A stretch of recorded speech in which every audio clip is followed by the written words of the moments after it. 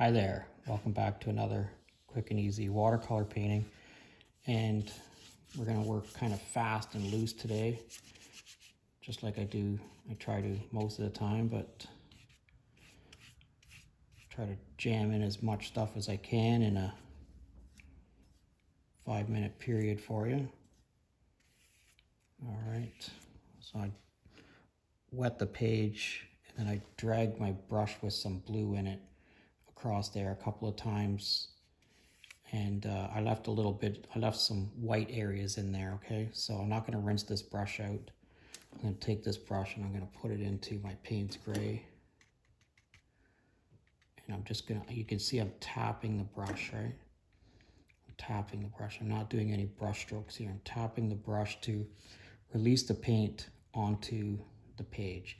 I'm going to pick up a little bit more intense Payne's gray, put that in a few places. Now, I'm not going to rinse this brush out. I'm just going to drag it across like that. Okay, and don't try to do too much more than that with it. Okay, I'm going to take this brush now. I'm going to rinse it out because I'm going to pick up some of this sap green, and I'm going to put some sap green in a few places. And we're going to let it blend in with the Payne's gray. I'm also going to put some sap green across here. And again, don't try to do too much more than that with it, okay? Rinse this brush off, and I'm going to pick up some sienna. And in this area right here where there's no paint yet, I'm going to put some sienna into those areas. Again, you see me tapping the brush onto the page, okay? Tap the brush onto the page and just let that all bleed together for a few minutes. Don't try to do too much with it, all right? I'm gonna put my brush with the sienna in it into the water, okay, like that. And not do too much more than that with it. Pick up the very saturated sienna right out of the palette. I'm just gonna drop it in there a few places like that. Okay, again, don't try to do too much more than that with it.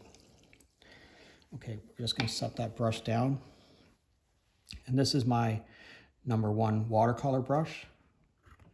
And I've just sharpened the one end of it with a X-Acto knife, utility knife, I guess.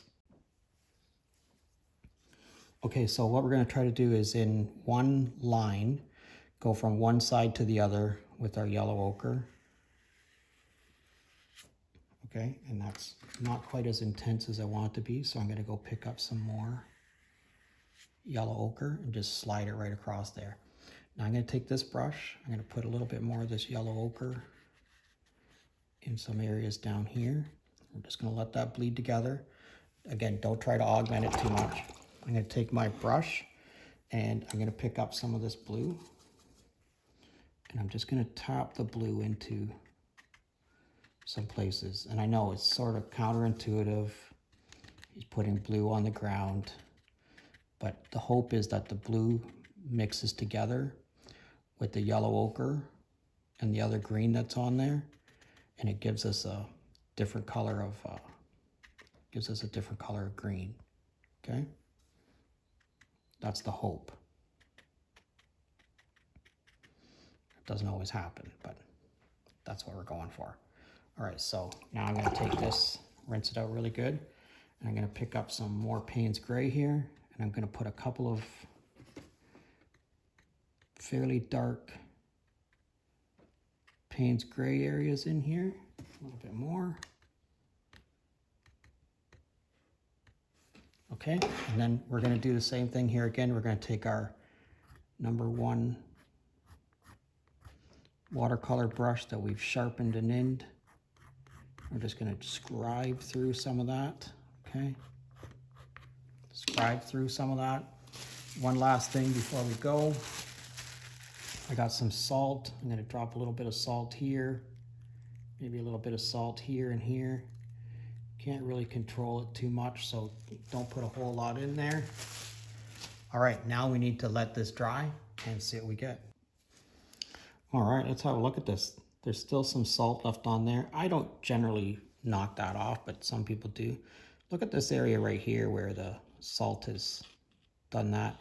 And these trees in the background here, I mean, we didn't try to make a tree there. That's just where the water has decided and the pigment has decided that it's going to lay it. It just makes that for us. And all this darkness across the front here, these little cool little areas and all these lines going across here. And you see where that blue, I put that blue in there. You're probably thinking I was out of my mind, but look at it, it turned out pretty cool. We put our mat on there.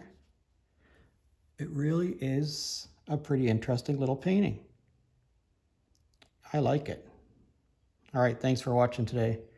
If you're currently a subscriber, thanks a lot. If you're not currently a subscriber, please consider subscribing to my channel. Thanks a lot for watching today. I'd love to know where you're from. If you could leave me a comment in the comments section, let me know where you're from. I'd really appreciate it. Thanks for watching, and we'll see you again next time. Okay, so this is an interesting little painting. You know, it's got lots of interesting areas. You know, this area back here where these little blooms turned into trees, all those little scribe lines, those are all great. You know, you can see where I've added some salt, different places, all interesting. Anyways, I think what we could do is we could take some pen. This is a Sharpie pen, and I've used this quite often, but I think I can add some scrubby little trees along here.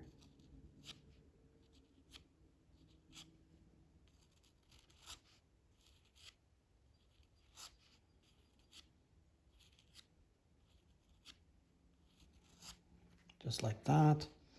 Maybe a few here. I'm going to make these a little bit longer.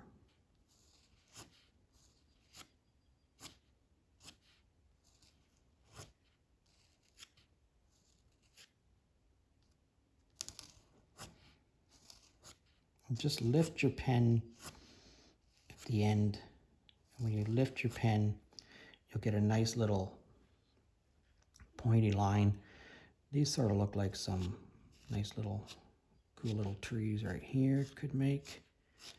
Okay, the idea is just to make long linear lines and then flick off at the end, okay? But you can see just adding those few little trees in there really adds some nice visual interest to your foreground. But the other thing it does is it pushes the other stuff way back into the background. And we put our mat on here. You can see how it really makes those things pretty close to us, and it pushes the other stuff way back into the background. All right, thanks for watching. If you're currently a subscriber, I thank you very much. And if you're not currently a subscriber, please consider subscribing to my channel. I'd love to know where you're from. If you could leave me a comment in the comment section, let me know where you're from. I'd really appreciate it. Thanks a lot for watching, and we'll see you again next time.